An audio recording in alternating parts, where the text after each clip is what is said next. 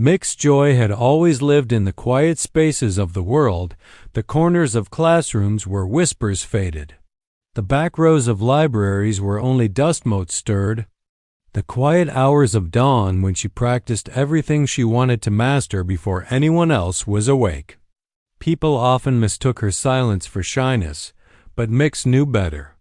Silence was her strength, her calm, the place where she could hear things others ignored, the hum of machinery, the rhythm of engines, the small voices of fear inside people that they tried to hide.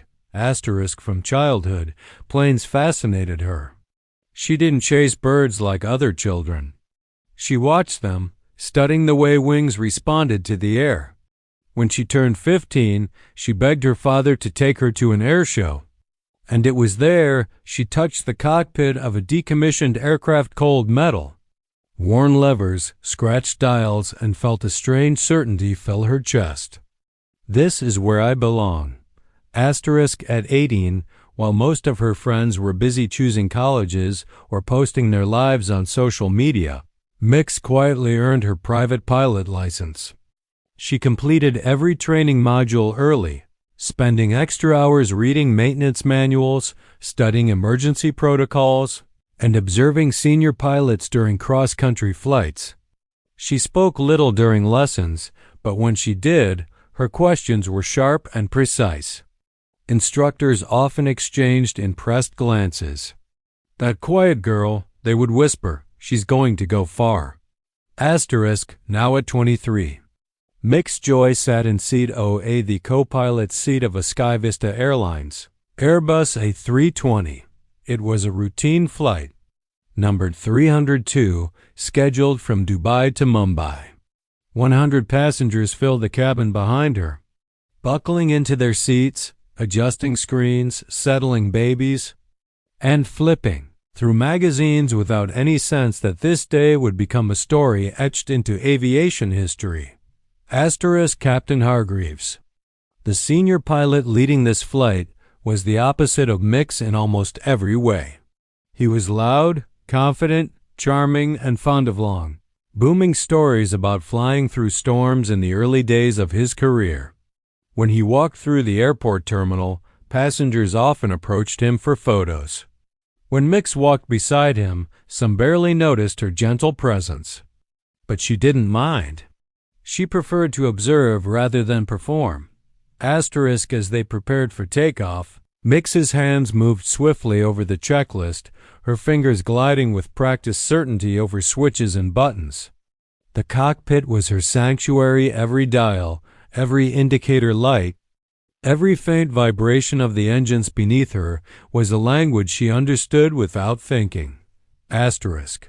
Everything looks good, Captain Hargreaves said, giving her an approving nod. Let's make it a smooth one. She returned a small smile. Yes, Captain. The engines roared to life, the aircraft surged forward, and the runway blurred beneath them until the wheels left the ground and the plane rose into the vast blue sky. Mikce felt the familiar quiet thrill spread through her chest. Up here, above the world, everything made sense. The first hour of the flight passed peacefully. The captain chatted, occasionally cracking a joke about aging aircraft or pilot coffee that tastes like hydraulic fluid. Mikce listened politely, adjusting the autopilot settings, checking wind speeds, and responding with her soft, steady voice. At one point, Captain Hargreaves looked at her with genuine admiration. "You know, Joy, you're better than most pilots I've flown with. You just don't brag about it." Mikce looked out at the horizon. "I don't see the point in bragging, sir. Flying isn't about being loud. It's about being precise." He laughed. True enough. Meanwhile, in the cabin, passengers relaxed. A toddler giggled as he pressed his hands against the window. A businessman typed furiously on his laptop. A family whispered excitedly about their first trip to India. No one had any idea how quickly everything would change. No one imagined that the quiet girl up front, the one they barely noticed as they boarded, would soon be the only barrier between them and disaster, asterisk as soft clouds drifted past. Mix adjusted her headset, reviewing weather updates. She sensed a slight shift, not in the aircraft, but in her instincts. A subtle tension in the air. She couldn't explain it. She had learned over the years that intuition wasn't magic. It was experience disguised as a feeling. Asterisk, she glanced at the instrument panel. Everything looked normal. Engine temperature stable. Fuel flow steady. Pressure levels perfect. Yet something tugged at the edge of her awareness. Asterisk, she pressed her lips together, listening to the hum of the engines. Asterisk, something was coming. She didn't know what, but the sky had gone strangely quiet. Asterisk, and in her heart, Mikce Joy understood. Her silence would soon be tested in a way she had never imagined. The first sign that something was wrong came as a tremor so subtle that most pilots might have missed it. But Mikce Joy wasn't most pilots. Her senses were attuned to every nuance of flight, to every vibration in the metal body of the aircraft. She had learned long ago that planes spoke a language of their own, and right now, Flight 302 was whispering a warning. Asterisk, she frowned, eyes narrowing at the engine indicators. Everything looked normal. The numbers were steady, the gauges calm. But the hum? The hum had changed. It felt slightly uneven, like a heartbeat skipping a rhythm. Asterisk, before she could speak. The tremor became a jolt, a hard one. The cockpit shook violently as alarms blared. Red lights flashing in a sickening cascade across the control panel. A massive warning message blinked. Engine 1 failure. Asterisk, Captain Hargreaves straightened sharply. What the? Joy, check the system diagnostics. Asterisk, already on it. Mix's fingers flew across the screens. Engine 1 has lost thrust response. Attempting restart. Asterisk, passengers gasped as the cabin lights flickered. The plane dipped, not enough to send anyone flying, but enough to rip away the sense of safety people so casually trusted in. Asterisk, the captain's voice deepened, tense but still composed. We trained for this. Single engine protocols. Let's stabilize. Asterisk, but before he could complete the sentence, a second impact rocked the plane. A deep, gut-wrenching boom echoed through the fuselage. Alarms doubled. Engine 2 malfunction. System critical. Asterisk, Mix's chest tightened. Both engines? That almost never happened. One engine failing was manageable. 2 failing suggested something catastrophic, something beyond typical emergencies. Asterisk, she tapped furiously. Engine 2 is losing thrust pressure drop in the compressor attempting manual override. Asterisk, Captain. Hargreaves cursed under his breath. Asterisk, and then it happened. A flicker. A hiss, asterisk, a terrifying silence. The engine shut down completely. The steady hum that had been the heartbeat of their journey disappeared, replaced by a hollow quiet that didn't belong in the sky. Flight 302 had become a glider, an enormous metal aircraft now at the mercy of gravity. Slipping through the clouds without power. Asterisk, the captain inhaled sharply. Mayday, but the radio cut out before he could relay their coordinates. The communications panel spiraled into static and then went black. Electrical failure. Navigation failure. Asterisk. Engine failure. Asterisk, Mix felt her pulse quicken, but her mind remained astonishingly clear. Fear tried to claw its way in, but training, years of silent, meticulous discipline rose to the surface instead. This was the moment pilots prepared for but prayed they'd never face. Asterisk, she steadied her breathing. Captain, trying auxiliary power restart. Asterisk, she reached for the emergency power unit, but as she touched the switch, something happened that froze her blood. Asterisk, Captain Hargreaves slumped forward. collapsing against the control yoke. Asterisk, Captain? Mikce grabbed his shoulder. Captain! No response. His chest heaved in shallow, erratic breaths. A cardiac event, stress triggered, sudden, devastating. The man who had flown through storms, turbulence, and emergencies could not fight this one. Asterisk. Mikce opened the emergency medical kit with a speed she didn't know she possessed. She checked his pulse. Weak, but present. Thank God. Asterisk. But now? She was alone. Alone in a falling aircraft with 100 passengers screaming behind her. Asterisk. Alone with a dead radio. No engines, failing systems, and a sky that felt far too quiet. Asterisk. She gently pushed the captain back in his seat and strapped him securely. I won't let you fall, she whispered, voice trembling for the first time since the alarm started. Asterisk. She returned to the controls. Asterisk. The plane was descending faster now, gravity taking full advantage.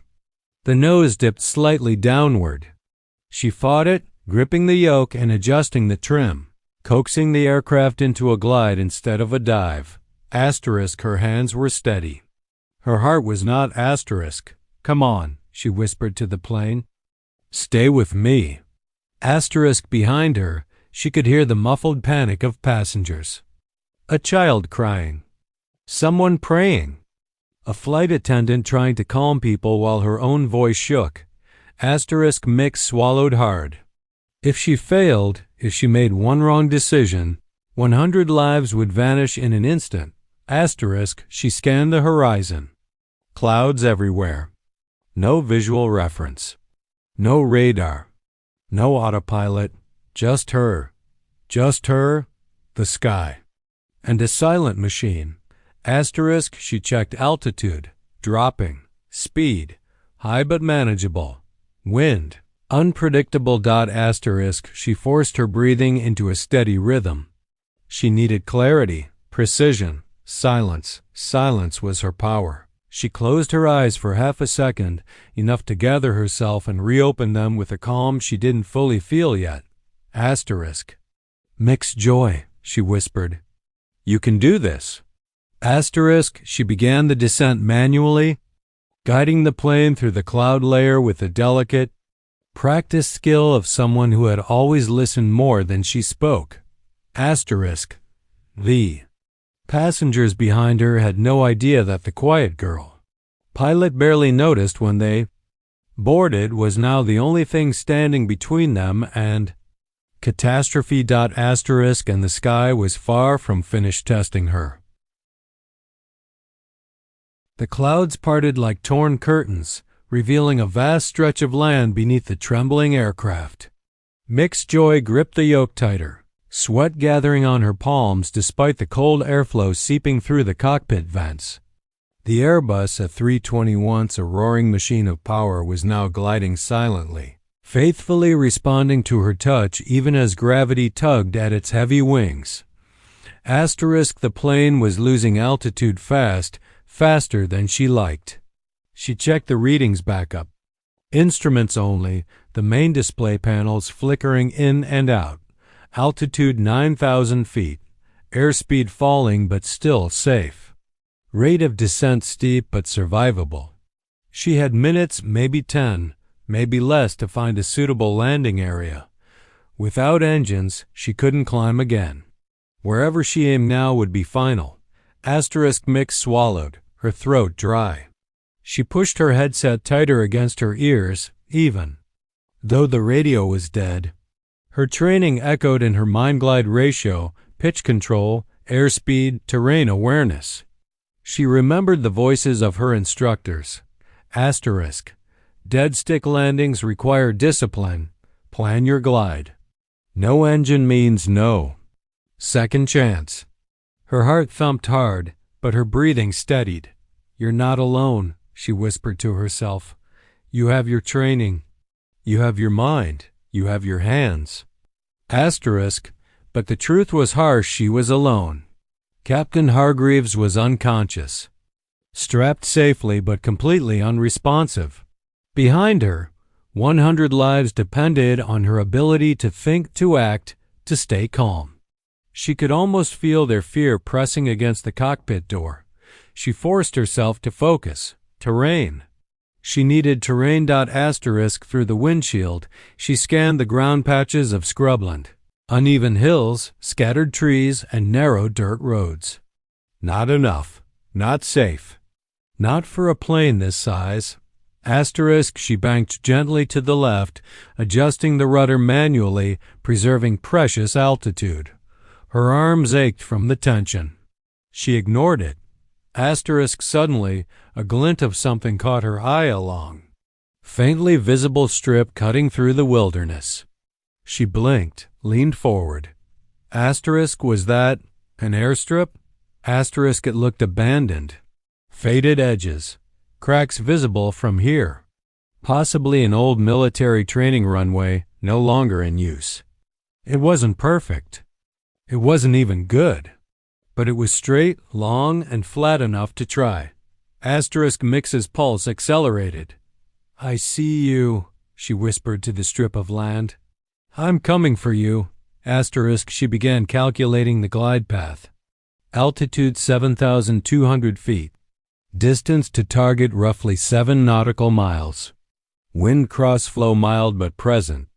She needed to angle slightly to compensate. Every second mattered.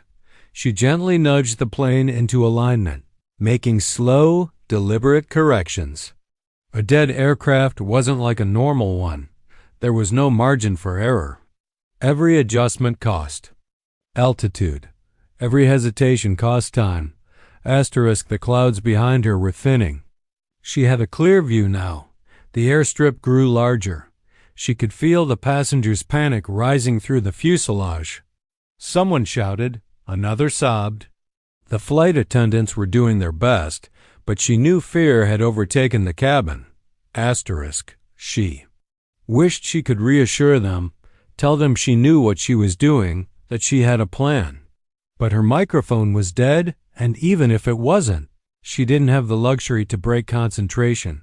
She kept gliding. Altitude 4,000 feet. Asterisk speed. Still decent, though the quiet slipstream outside terrified her. A jetliner wasn't meant to be silent. It felt like flying inside a ghost. Asterisk she trimmed the nose slightly upward. Too much, and she'd stall. Too little, and she'd descend too fast. Precision. Precision would save them. Asterisk the airstrip now filled half her view. She could see details cracks. Patches of weeds reclaiming the runway edges. A rusted gate at the far end. Not ideal, but survivable. Asterisk she lowered the landing gear manually, one of the few systems. Still working on emergency battery. The mechanisms groaned, but after a long, agonizing moment, she felt the heavy thud of the wheels locking into place. Asterisk. Thank you. She whispered to the aircraft. Asterisk altitude 2,000 feet. No going back. No turning away. Asterisk she lined up perfectly. With the strip, adjusting for wind drift, watching the ground rise toward her. The plane began to shake from the natural turbulence of a powerless descent. Asterisk a voice from the cabin shrieked. A baby wailed. Someone prayed loudly in Hindi. Mikce felt her heart squeeze. Hold steady. Hold steady. Asterisk at 500 feet, she pulled back gently to flatten the glide. The abandoned airstrip rushed toward her like a narrowing tunnel of fate. Asterisk the wheels hit the ground with a violent slam. Asterisk the plane bounced once, hard enough to rattle every bone in her body. She held firm. Asterisk second bounce. Sparks flew from the left landing gear. Asterisk stay down. She growled, pulling back slightly, adjusting the brakes manually. Asterisk the aircraft screeched, skidded, slid. Smoke billowed from the undercarriage. The nose dipped dangerously. She fought. It back up, Ben. The plane stopped. Asterisk a deep, dead silence swallowed everything. Asterisk Mikce's hand slipped from the controls, trembling. Her breath escaped her in a shaky exhale. They were alive. All of them. Asterisk, she bowed her head, tears gathering at the corners of her eyes, not from fear, not from pain, but from overwhelming relief. She had done the impossible, but the story was far from over. The first thing Mikce Joy noticed when the aircraft finally stopped was the eerie silence. No alarms, no engines, no wind, only the faint hiss of smoke from the overheated brakes curling up from the cracked runway. Her hands shook as she released the yoke, her heart still hammering. She dared not breathe too loudly, fearing that sound might shatter the fragile calm she had fought to maintain. Asterisk, behind her, the cabin was a mixture of chaos and relief. Passengers clutched each other, some crying, some laughing, some staring wide-eyed, as though trying to convince themselves they were still alive. Flight attendants moved swiftly, their professional training kicking in despite the shock, guiding people to prepare for evacuation. Asterisk, Mikce's mind was already calculating the next steps. The engines were dead. Communications were gone. Systems were barely functional. And outside, the abandoned airstrip stretched into the horizon, a lifeline now that she had barely reached. Asterisk, she moved to the rearview panel, scanning the cabin. Every passenger was accounted for. Slowly, one by one, she began giving instructions in her soft, calm voice. Her words carried a strange authority, gentle yet unshakable, cutting through the fear. Asterisk, stay calm. Follow the attendant's instructions. Keep moving, but don't rush. We're safe now. Asterisk, some looked at her in surprise. How could this quiet girl, the one they had barely noticed when boarding, suddenly command such attention and respect? Asterisk, emergency crews, alerted by nearby traffic monitoring stations that noticed a plane descending off course, arrived within minutes. They expected chaos, screaming, panic. Instead, they found a young pilot, her hair damp from sweat, clothes smudged with smoke and dust, calmly directing passengers. Beside her, the captain was conscious again but weak. Resting safely in his seat. Asterisk, the rescue team leader approached, speaking into his radio, eyes wide. We've got a full load, 100 passengers evacuated safely. The pilot? She's remarkable. Young, quiet, collected. Asterisk, Mikce smiled faintly, feeling the adrenaline fade. Her hands still trembled, but she kept guiding passengers to exits, ensuring that everyone disembarked safely. She reminded herself over and over, one step at a time. One life at a time. Asterisk, news spread like wildfire. Cameras, helicopters, and reporters descended upon the abandoned airstrip. Interviews, flashes, and questions flooded in. Yet Mikce, the quiet girl who had always preferred to observe, now found herself at the center of the storm. Asterisk, reporters asked her, voices full of awe, how did you manage to land a dead plane with 100 lives on board? Asterisk, Mikce paused, the weight of their eyes pressing down on her. She looked at the runway, the cracked asphalt, the scorched undercarriage, the faint skid marks of survival. Then she looked at the passengers being attended to, some holding babies, some hugging loved ones. She could feel the truth in her chest, heavy and simple. I just did what had to be done, she said softly, almost as if speaking to herself. Asterisk, the world erupted in admiration. Headlines flashed. Asterisk, quiet girl pilot saves 100 lives. Asterisk, Mikce Joy, hero of the skies. Asterisk, silent strength. Young pilot performs impossible landing. Asterisk, pilots, aviation experts, and ordinary people alike dissected her every decision, every movement, every choice she had made in the cockpit. Social media flooded with praise. Airline executives called to congratulate her. Students studying aviation watched her video interviews in awe. Asterisk, but Mikce remained humble. She didn't revel in the glory. She didn't give long speeches or seek fame. To her, the flight was a moment of duty, a test of everything she had quietly learned over the years. Her courage hadn't required loudness or recognition. It had required clarity, focus, and composure in the face of the impossible. Asterisk, a few days later, she visited the hospital to check on Captain Hargreaves. He smiled weakly at her. Asterisk, you saved us all, he said, his voice hoarse but sincere. I didn't think I'd make it through that. And you didn't panic. You were incredible. Asterisk Mix shook her head, a small smile curving her lips. You'd have done the same if it were your turn, she said gently. Asterisk outside, the world continued to celebrate her.